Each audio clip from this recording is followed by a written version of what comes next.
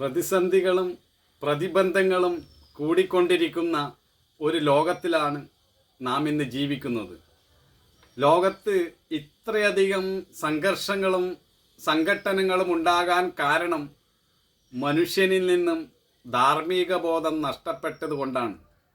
മുൻകാലങ്ങളിൽ ധാർമ്മികതയ്ക്ക് മുൻതൂക്കം കൊടുത്തുകൊണ്ടുള്ള ഒരു ജീവിതക്രമം നിലനിന്നിരുന്നു.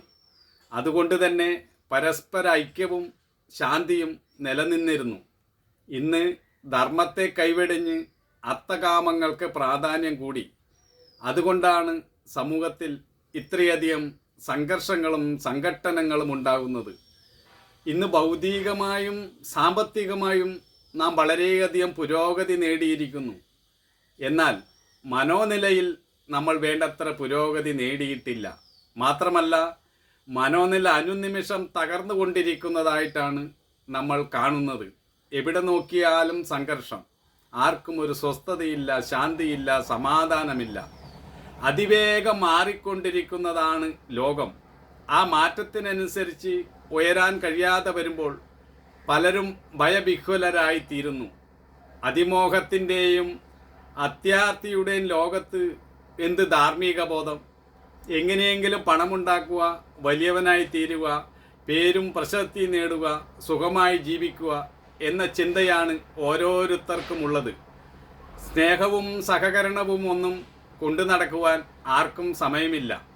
സ്നേഹത്തിൻ്റെ അഭാവത്തിൽ മനസ്സിൽ അഹങ്കാരം ശക്തി പ്രാപിക്കുന്നു.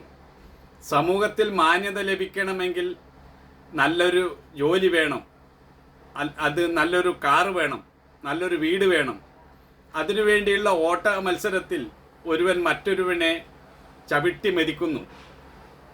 എങ്ങനെയെങ്കിലും വലിയവനായി തീരണം എന്ന ചിന്തയാണ് ഓരോരുത്തർക്കുമുള്ളത്. അതിനുവേണ്ടിയാണ് ഓരോരുത്തരും ഓടിക്കൊണ്ടിരിക്കുന്നത്. ആ ഓട്ടത്തിൽ ഒരുവന് മറ്റൊരുവനെ തിരിഞ്ഞു നോക്കാൻ എവിടെ സമയം? ബാഹ്യമായി നോക്കിയാൽ എല്ലാവർക്കും നല്ല വിദ്യാഭ്യാസമുണ്ട്. എന്നാൽ ആന്തരികതയെക്കുറിച്ച് ആർക്കും ഒന്നും തന്നെ അറിയുകയില്ല.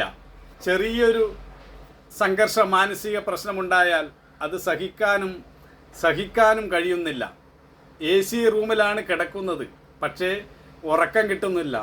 ഉറക്കം കിട്ടണമെങ്കിൽ ഉറക്കഗുളികയെ ആശ്രയിക്കണം. ദൈനംദിന ജീവിതത്തിൽ ഓരോരുത്തരും അനുഭവിക്കേണ്ടി വരുന്ന വെല്ലുവിളികൾ വളരെ വലുതാണ്. കാരണം എല്ലാവരും മത്സര ഓട്ടത്തിലാണ്.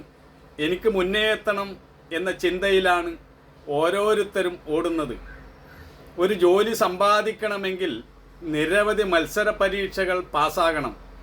അതിനുവേണ്ടിയുള്ള സംഘർഷം ഒരു ഭാഗത്ത്, മറുഭാഗത്ത് താൻ ജയിക്കുമോ തോൽക്കുമോ എന്ന സംഘർഷം. അതിനിടയിൽ പരീക്ഷയിൽ തോറ്റുപോയാൽ തൻ്റെ ജീവിതമേ തകർന്നു പോയതായി തോന്നുന്നു. പിന്നെ അടുത്ത പരീക്ഷയ്ക്കുള്ള ആത്മവിശ്വാസവും നഷ്ടപ്പെടുന്നു. പുറമേ നിന്ന് നോക്കിയാൽ എല്ലാവർക്കും കാര്യങ്ങൾ അറിയാം. പക്ഷേ ഒരു പ്രശ്നങ്ങളെ നേരിടേണ്ടി വരുമ്പോൾ അതിനു മുന്നിൽ പകച്ചു പോകുന്നു, തളർന്നു പോകുന്നു. എന്താണ് ചെയ്യേണ്ടതെന്ന് അറിയുന്നില്ല. ചുറ്റുപാടും എന്താണ് നടക്കുന്നതെന്ന് ചിന്തിക്കുവാനോ മാറി നിന്ന് കാര്യങ്ങളൊന്ന് വിലയിരുത്തുവാനോ സാധിക്കുന്നില്ല. അതിമോഹത്തിൻ്റെയും അത്യാർത്തിയുടെയും ലോകത്ത് ഒരു മറ്റൊരുവനെ ചതിക്കുന്നു, വഞ്ചിക്കുന്നു. ആരും ആരോടും ഒരു കാരുണ്യവുമില്ല, ദയവുമില്ല. ആർക്കും ആരെയും വിശ്വാസവുമില്ല. ഈ പരസ്പര വിശ്വാസമില്ലാത്തിടത്ത് എങ്ങനെ നമുക്ക് ശാന്തിയും സമാധാനവും കൈവരുവാനാണ്? ഇങ്ങനെയുള്ള ഒരു അവസ്ഥയിലാണ് നാം ഇന്ന് കടന്നു പോയിക്കൊണ്ടിരിക്കുന്നത്. പലപ്പോഴും നമുക്കൊരു പ്രതിസന്ധി നേരിടേണ്ടി വരും നമുക്കെല്ലാവർക്കും സമൂഹത്തിൽ ജീവിക്കുമ്പോൾ. അതിന് പെട്ടെന്ന് ചിലപ്പോൾ പരിഹാരം കണ്ടെത്താൻ കഴിഞ്ഞെന്ന് വരില്ല. എന്നാൽ നാം ക്ഷമയോടുകൂടി അതിന് പരിഹാരം കണ്ടെത്താൻ ശ്രമിച്ചു കൊണ്ടിരിക്കണം.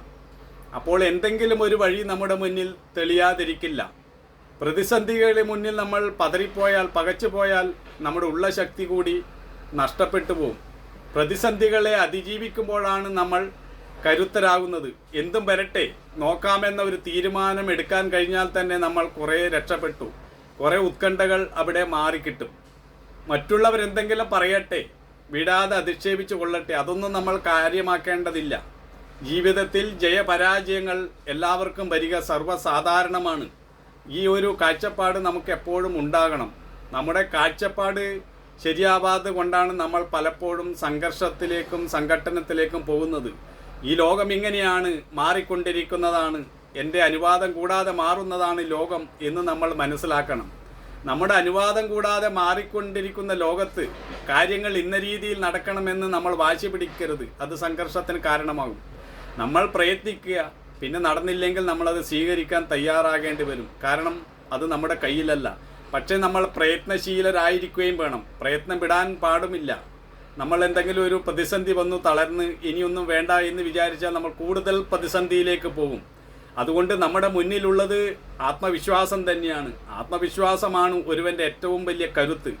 ആത്മവിശ്വാസം നഷ്ടപ്പെട്ടു പോയാൽ പിന്നെ ഒരു ദൈവത്തിനും നമ്മെ രക്ഷിക്കാൻ കഴിയുകയില്ല. അതുകൊണ്ട് അവനവനിൽ ദൃഢവിശ്വാസം വേണം. നമ്മൾ എല്ലാവരും മരണം വരെ കർമ്മം ചെയ്യേണ്ടി വരും. ആർക്കും കർമ്മത്തിൽ നിന്നും ഒഴിഞ്ഞു മാറി നിൽക്കാൻ കഴിയുകയില്ല.